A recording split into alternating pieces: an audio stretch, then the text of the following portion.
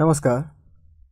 यस भिडियोमा हामी example number 5 solve गर्नेछौँ। एक्जाम्पल नम्बर 5 मा सोधिएको छ if a plus b plus c is equal to फेरि 180 डिग्रीज नै pi radians then prove that sin a by cos b cos c plus sin b by cos c cos a plus sin c by cos a cos b is equal to twice of tan a into tan b into tan c।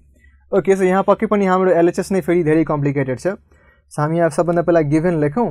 Given के छ? Same कुरा a plus b plus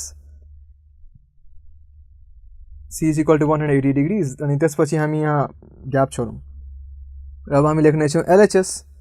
so LHS अब फेरि धेरै लामो छ, हामी हटाउने प्रयास गरौँ। So sin a by cos b into cos c plus यहाँ सुरुमा साइन छ, so sin b by cos c into cos a plus sin c by cos a into cos b।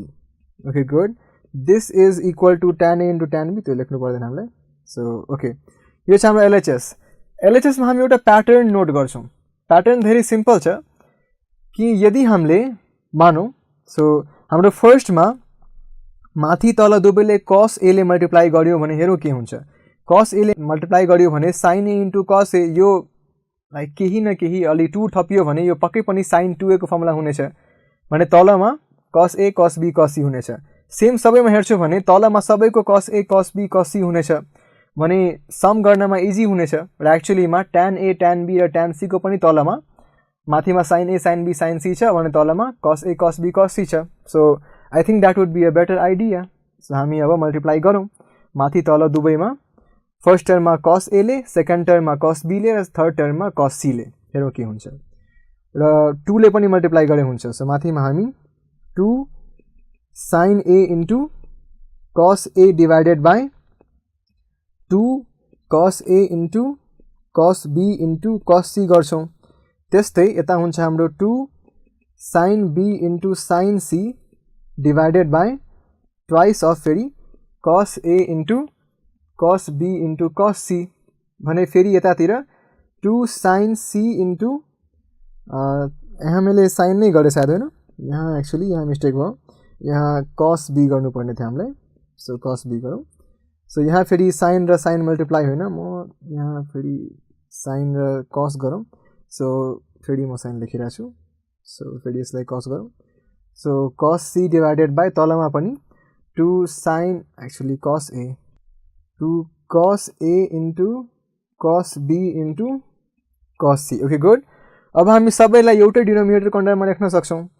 So सबभन्दा पहिला हामी हेरौँ कि माथि हाम्रो के भइरहेछ। माथि भइरहेछ यो sin 2a plus sin 2b plus sin 2c divided by twice of cos a into cos b into cos c। Okay, so अब हामीले माथिको जुन टर्म छ त्यसलाई सिम्प्लिफाई गर्नुपर्ने, त्यसलाई हामी लेख्न सक्छौँ कि दिस इज इक्वल टू, यहाँ फेरि हेरौँ sin c plus sin d लगाउन सक्छौँ यहाँ। सो यो हुन्छ twice of sin 2a plus 2b divided by 2 multiplied by cos 2a minus 2b divided by 2 अनि plus sin 2c छँदैछ। This whole thing is divided by जे छ त्यो फेरि रिमेनिङ नै छ cos a into cos b into cos c। Okay good, माथिमा हेरौँ कि 2a plus 2b divided by 2 मात्रै a plus b हुन जान्छ भने 2a minus 2b divided by 2 मात्रै a minus b हुन जान्छ। सो हामी लेख्न सक्छौँ कि this is equal to twice of sin a plus b multiplied by cosine a minus b divided बाईले नगरौँ, सब तपाईँ लेखिहालौँ। यो हुन्छ हाम्रो sin 2c।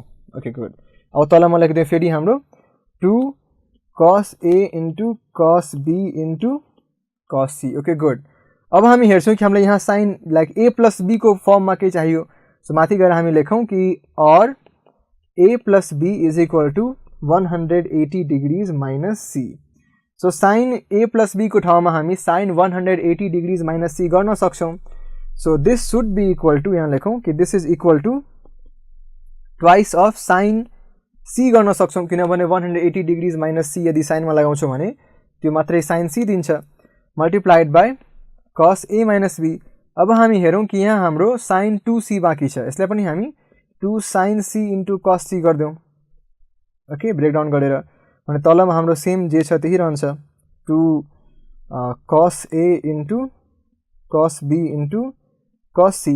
अब हामी फर्स्ट र सेकेन्ड टर्मबाट जुन माथि न्युमरेटरमा छ ती दुवैबाट हामी 2 sin c कमन लिन सक्छौं। सो 2 sin c कमन र के बच्यो cos a minus b भने उता के बचेछ cos c र cos c लाई हामी के लेख्न सक्छौं cos 180 degrees minus a plus b, किनभने c को भ्यालु नै छ, c को भ्यालु हामी लेख्न सक्छौं माथिबाट पनि, यो पनि लेख्दैनौं माथि कि c को ठाउँमा हामी लेख्न सक्छौं और c is equal to 180 degrees minus a plus b, दुवै हामी युज गर्न सक्छौं। हामी तल लेखौं यहाँ 180 degrees minus a plus b र यो कति हुन जान्छ, यो हुन जान्छ हाम्रो minus cos a plus b, किनभने 180 माइनस कुनै पनि एंगल रहन्छ भने cos मा त्यो नेगेटिभ आन्सर दिन्छ। सो यो हुन जान्छ हाम्रो तलको म डिनोमिनेटर लेखेन एक्चुअली, सो डिनोमिनेटर लेखौं पहिला। अब हामी यहाँ तलमा डिनोमिनेटर लेखिहालौं। सो डिनोमिनेटर चाहिँ हाम्रो ट्वाइस अफ, एक्चुअली 2 काटिदिए पनि हुन्छ अब, so cos b into cos c, 2 काटिदिए पनि हुन्छ। सो नेक्स्ट लाइनमा हामी 2 लेख्ने छैनौं। सो नेक्स्ट लाइनमा हामी लेखौं simply this is equal to sin c अनि यहाँ हुन्छ cos a minus b plus, यहाँ प्लस हुँदैन, यहाँ के हुन्छ minus, minus cos a plus b। Okay, यो त हाम्रो फर्मुलै छ, cos a minus b minus cos a plus b, यो त फर्मुलै छ हाम्रो, डाइरेक्ट हुन्छ, यो लेख्न सकिन्छ। यो डाइरेक्ट हामी 2 sin a into sin b लेख्न सक्छौं। अनि यहाँ तल पनि लेखौं हामी divided by cos a into cos b into cos c, यहाँ हाम्रो ब्रैकेटमा त फर्मुलै छ। सो हामी लेखौं कि this is equal to sin c multiplied by twice of sin b into sin c, sin a actually, sin b into sin a divided by तलमा के छ हाम्रो cos a into cos b into cos c, भने यहाँ हामी लेख्न सक्छौं कि this is twice of sin a into sin b into sin c divided by cos a into cos b into cos c। So यो छ 2 times tan a into tan b into tan c, which is our RHS and which is proved. Done. So यसरी हामीले यहाँ example number कति थियो, यो example number 5 solve गर्यौं। र एक्चुअली मा यस्तो खाले क्वेशन्स अलि लामो ज्यादै गर्छ, तर यहाँ कुनै हामीले लाइक नयाँ कुरा युज गरेको होइन, सबै पढेकै कुराहरू छन् र यस्तो खाले क्वेशन हाम्रो 4 मार्कमा सोधिन सक्छ। ओके, सो अब हामीले यहाँ एक्जाम्पल नम्बर 5 सल्भ गर्यौं।